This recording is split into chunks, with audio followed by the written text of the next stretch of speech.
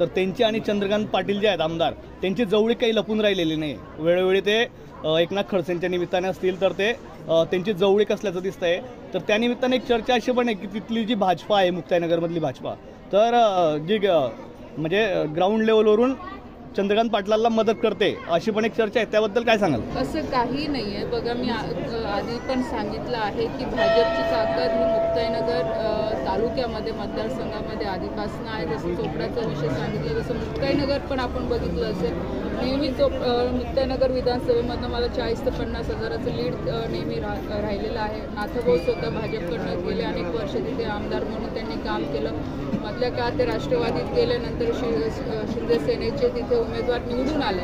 पण आज आपण बघितलं की मागच्या विधानसभेमध्ये म्हणजे माझा विषय वगळता तिथल्या स्थानिक सगळ्या लोकांनी भाजपच्या लोकांनी चंद्रकांत पाटलांना मदत केलेली आहे। आज भाजपची ताकद तिथे होती म्हणून त्यांना निवडून येण्यासाठी ही मदत झालेली आहे, ही नाकारता येत नाही। आणि ह्या निवडणुकीमध्ये पण माझा एवढाच प्रस्ताव होता की निम्मे जागा केल्या पाहिजे, पण त्यांनी तो प्रस्ताव घेतला नाही।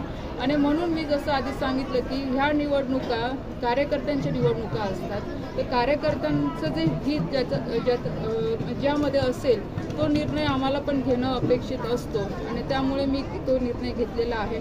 स्थानिक लेवलवर सगळे कार्यकर्ते भाजपसोबतच आहे, खूप चांगल्या पद्धतीने काम करताय तिथे। आणि नेत्यांचा जो विषय राहिला तर आता जसं आम्ही पक्ष आहे सगळे पक्षाचे एकमेकांशी संबंध असतात, त्याचा अर्थ असा नाही होत की त्यांना सपोर्ट जातोय। ठीक आहे, नाथाभाऊंचा विषय तो वेगळा आहे, नाथाभाऊंच्या विषयाच्या संदर्भात मी इथे जास्त काही बोलणार नाही। पण आणि नेहमी मी कधी ह्या भानगडीत पडली पण नाही, कारण की एका बाजूने नाथाभाऊ माझे सासरे आहेत तर मला नेहमीच त्यांचा आदरही आहे।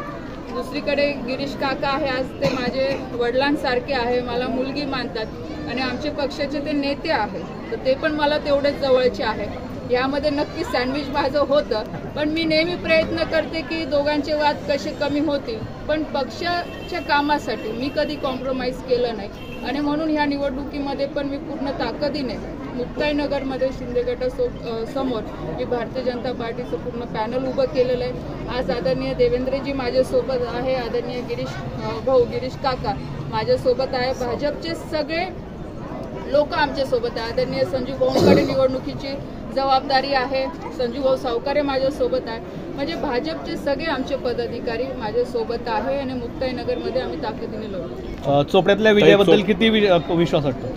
बघा, मी आधीच पण सांगितलं की चोपडा शहरामध्ये खूप चांगला प्रतिसाद मिळतो आणि मला पूर्णपणे विश्वास आहे की इथे आमचं पॅनल हे बहुमताने निवडून येईल, आमच्या नगराध्यक्षताही इथे निवडून येतील। आणि सर्वात आनंदाची गोष्ट आहे की महिलांचं आज संख्याबळ वाढत चाललेलं आहे। या स्थानिक निवडणुकांमध्ये अनेक महिला शक्तीला ताकद देण्याचं काम पक्षाच्या माध्यमातून होतंय आणि जनतेचा पण एक विश्वास आमच्या सोबत आहे, त्यामुळे पूर्ण विश्वास आहे की चांगल्या जागा आमच्या निवडून येतील आणि नगराध्यक्षताही पण आमच्या निवडून येतील। ताई, चोपडेकरांसाठी आपण काय आवाहन करणार? मी आव्हान एवढंच करेल की येणाऱ्या 2 डिसेंबरला चोपड्याच्या सगळ्या जनतेने, शहराच्या सगळ्या माता भगिनींनी, सगळ्या बंधूंनी आपण लवकर उठून मतदानाला जायचं आहे।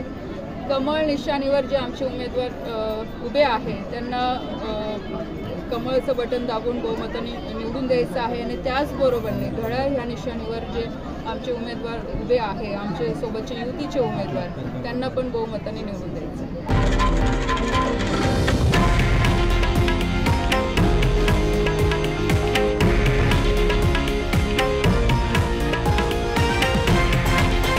हे आहे देशातील नंबर 1 न्यूज नेटवर्क आणि आपण पाहत आहात TV9 मराठी, एकमेव।